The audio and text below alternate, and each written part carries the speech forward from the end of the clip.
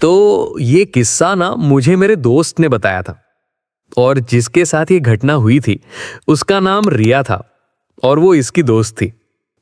कुछ साल पहले ये दोनों एक ही ऑफिस में काम करते थे। तब रिया ने इसको उसके साथ हुई घटना बताई थी। उसने जब सुनी तब वो शॉक ही हो गया था। तो हुआ ऐसा था कि रिया और उसका परिवार यहाँ मुंबई में जोगेश्वरी में रहते थे।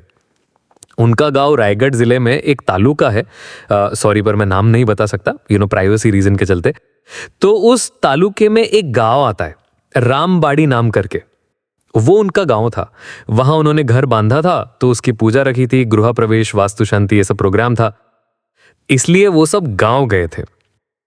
अगर थोड़ा घर का लेआउट बताऊं तो गांव के बस्ती से थोड़ा बाहर खेतों में घर बनाया था। जहां वो गांव खत्म होता है ना, वहीं रोड के साइड पे उनकी जमीन थी। गांव के बस्ती से थोड़ा दूर अकेले साइड में उन्होंने बांधा था। कभी आया तो एक दो दिन रहकर जा सकते हैं। पहले जब वो आते थे गांव में तो रिश्तेदार के घर रुकते थे, पर अब उन्होंने घर बांधा था अलग, अपना अकेले में थोड़ा।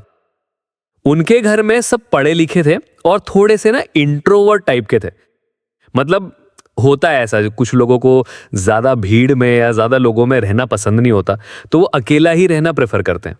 तो पूरी फैमिली ही वैसी थी। घर के आजू बाजू सब गन्ने के खेत थे।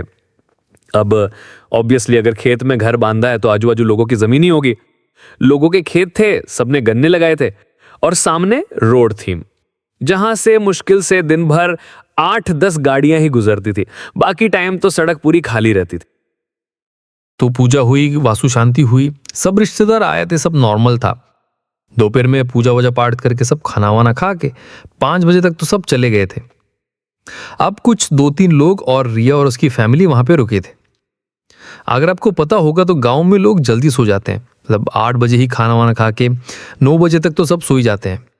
9 के बाद पूरा गांव शांत होता है।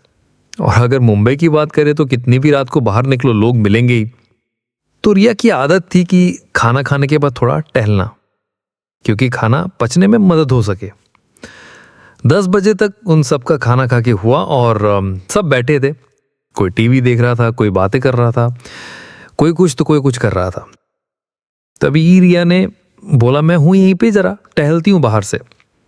उसके माँ ने मना किया, क्योंकि घर के आजू बाजू सब बड़े बड़े घास थी, गन्ने के खेत थे, कुछ जानवर वानवर कुछ भी आ सकता है, इसलिए मत जाओ। उसके माँ ने कहा, अगर टहलना ही है तो टेरेस पे जाओ, वहां हवा भी अच्छी आती है और कुछ प्रॉब्लम भी नहीं होगा।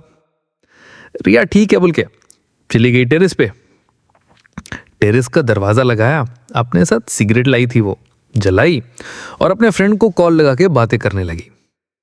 वो अकेली ही टेरेस पे थी। ठंडी ठंडी हवा चल रही थी, दूर के गांव की टिमटिमाती हुई लाइट दिख रही थी। 10 मिनट हुआ होगा बातें करते। उसने राइट कान में मोबाइल पकड़ा था, तभी ना उसके लेफ्ट कान में एक धीमी सी हंसने की आवाज आई। वो इतना बातें करने में बिजी थी कि उसने उसकी तरफ ध्यान ही नहीं दिया। फिर दूसरी बार फिर से वही आवाज आई। दूसरी बार उसे एक पल के लिए थोड़ा अजीब लगा, फिर भी उतना ध्यान नहीं दिया। सोचा हवा चल रही है, हवा की आवाज आ रही होगी। फिर वो थोड़ा 5 मिनट बाद बातें करते करते एक कोने में जाके बैठ गई। वो बैठी ही थी कि उसको महसूस हुआ कि पीछे कोई तो है, कोई तो जोर जोर से सांस ले रहा है, सांसों की गर्म हवा आ रही थी। अब उसे डर लगने लगा था।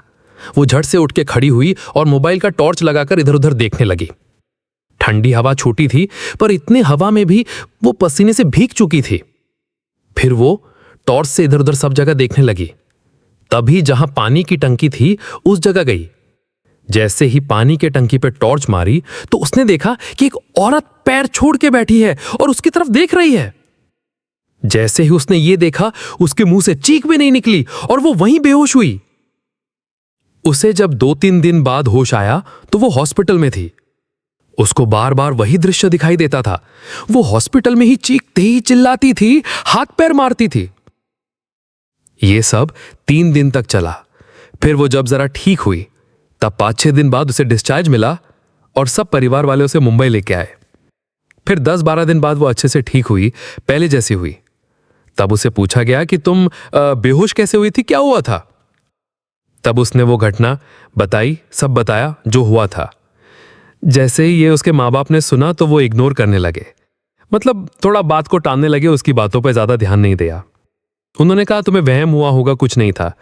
इस बात को उन्होंने ज्यादा नहीं बढ़ाया और वहीं पे बात छोड़ दी। रिया को भी बोला गया कि जो हुआ उसे भूल जाओ। उसके बाद 2 साल बाद जब ये किस्सा उसने मेरे दोस्त को बताया, तब उसने उसको बोला कि ये घटना हुई उसी दिन घर की पूजा की थी ना, घर की शांति की थी। मतलब लोग इसलिए तो वास्तु शांति करते हैं ना, ताकि कोई आत्मा ना आए या किसी की नजर ना लग जाए। पर पूजा करने के बाद भी कैसे कोई शक्ति हो सकती है, यही सवाल मुझे भी आता है, रिया बोली। और आज भी जब रिया इस बारे में घर वालों से बात करने जाती है तो वो बात को टाल देते हैं। तो दोस्तों, इतनी ही कहानी मुझे मेरे दोस्त ने बताई थी। अगर कुछ गलती हुई हो तो माफ कर देना, और अगर थोड़ी भी अच्छी लगी तो लाइक करके सब्सक्राइब कर देना। मैं रोज ऐसी सच्ची कहानियां इस चैनल पे लेके आता हूं। और हां, अगर कुछ सजेशन देना है तो कमेंट में बता सकते हो। बाय।